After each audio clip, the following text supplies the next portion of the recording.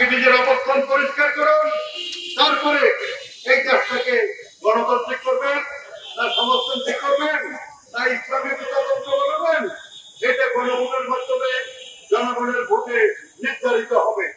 আমরা গণসরকার দাবি করেছি, পাড়া মহল্লায় প্রতিষ্ঠানে গণসরকার থাকবে, ইউনিয়ন পরিষদ,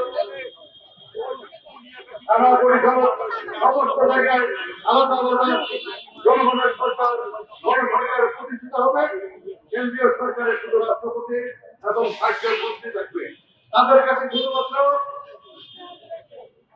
বিদেশ বিষয়ক কার্যক্রম, অর্থ, দেশ রক্ষা, এই কয়টা বিষয় থাকবে, আর বাকিগুলি স্থানীয় সরকারের হাতে থাকবে। এ হলো আমাদের প্রস্তাবনা। কিন্তু আমরা দেখছি এইখানে ৩৫০ রাজনৈতিক দলের মধ্যে শুধুমাত্র আপনারা গণভোট